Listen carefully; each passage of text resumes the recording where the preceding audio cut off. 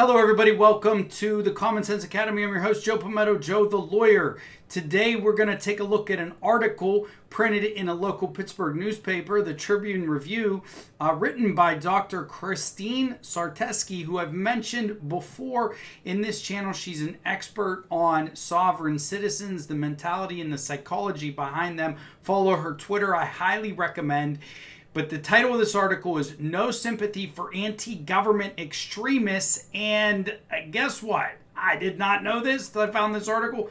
There's a movie coming out that's going to feature two sovereign citizens. So we're going to run through this article and we're going to have some opinions and analysis of this. But before we dig in, everybody raise your cup, your glass in the air, your can, your cup, your bottle. I'm drinking a good old-fashioned Coca-Cola. Cheers with me. It tastes better when we sip together. Cheers.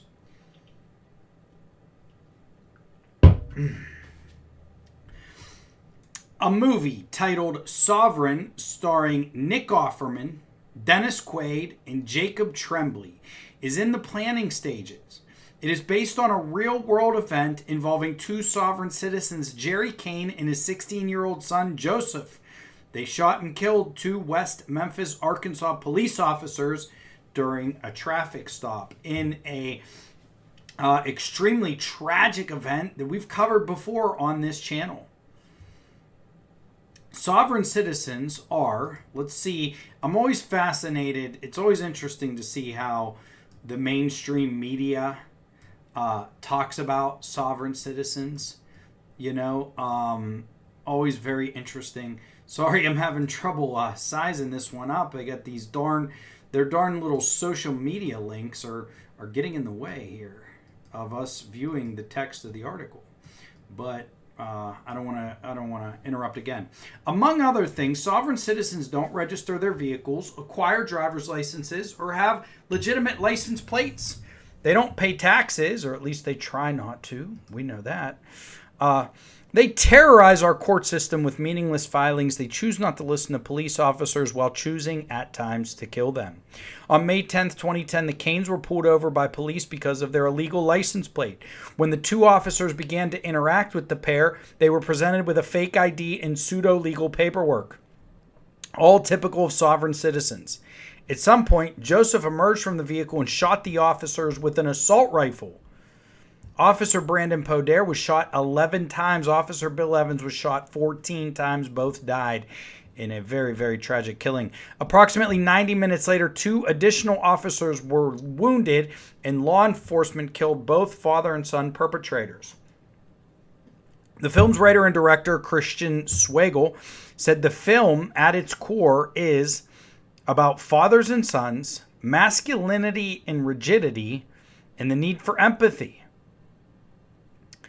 The concern is with an empathic portrayal of violent extremists. Such a portrayal could generate new followers. Murderers should not be presented sympathetically or in any positive light. The tragic shooting happened 13 years ago, and still anti-government movements continue to grow both here and abroad. The globalization of information makes it exceptionally easy to spread meritless conspiratorial beliefs around the world. Australian authorities report growing threats of violence by sovereign citizens toward public officials. Germany has seen a 40% increase in criminal offenses committed by Reichsbürgers, German sovereign citizens. I think we're going to have to look more into them. A group of Reichsbürgers attempted the overthrow of the German government. Authorities seized a large number of weapons and ammunition during their largest anti-terror raid ever. The group is currently on trial. I do recall seeing an article about that, but I didn't know that was a sovereign citizen crew. The head of Germany's domestic intelligence agency, Thomas Haldenwang, has sounded the alarm on rising anti-government extremism. He observed the common link among these groups is their desire to reject and abolish democracy. Sovereign citizens are staunchly anti-government. They are not concerned with the good of the nation or its citizens. They often denounce their citizenship. They have no concern for a common good. Those planning this film must consider its impact upon the victim's family. 13 years ago, Chief Bob Poder responded and arrived at the crime scene. He found his son's bullet-ridden, lifeless body. Since that moment, he has made it his mission to travel the country and educate law enforcement officials about the dangers of anti-government groups. And we've talked about Chief Bob Poder in the past. He had never heard of sovereign citizens before his son was murdered by them. Likewise, most people who watch the film will not be familiar with sovereign citizens. Misinformation is rampant, and increasingly people struggle to separate fact from fiction. In either case, they may be seduced by the false idea of freedom from having to follow laws or pay taxes. Filmmakers must take special care not to present violent extremists in a favorable or sympathetic light. Any positivity has the power to embolden the movement and attract new people.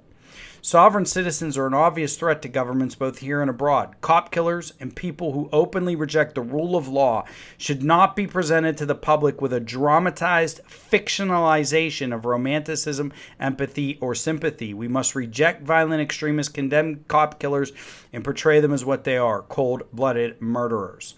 So I largely echo and agree with everything that Dr. Christine Sartesky says here. How about a movie on the life of these two officers? I hope that this movie is painted in a light that does justice to the memory of the two officers who died. Additionally, I agree it's a very dangerous thing if they romanticize this movement. Now, it's one thing to portray it in a very realistic sense. And if they're going to go and tell this story, I don't think that it's necessarily a bad thing. But I think that the thrust of this should be the dangers of the sovereign citizen ideology and why it's ridiculous. Not so much the problem I have with it is that the film's Christian Swagel says it's about fathers and sons, masculinity, and the need for empathy. Well, those are not necessarily negative things, right? Like, what are they going to show this very nice father-son relationship between these two sovereign citizens? Are they going to show, maybe they're going to try to paint masculinity in a negative light, which I really don't like. But and then they're going to say, see, the need for empathy here. What that shows me is that they may be portraying these two murderers as victims. And so we'll have to see the film, right, to make a judgment about it.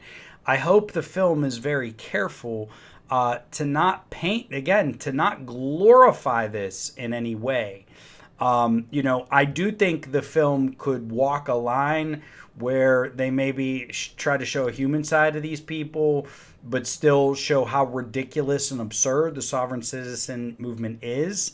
But there's certainly a danger here. People are going to watch this movie and jump on the internet and start learning about sovereign citizens. And I'm sure there's a good number of them that are going to be attracted to the ideology because it has attractive qualities. It's ridiculous.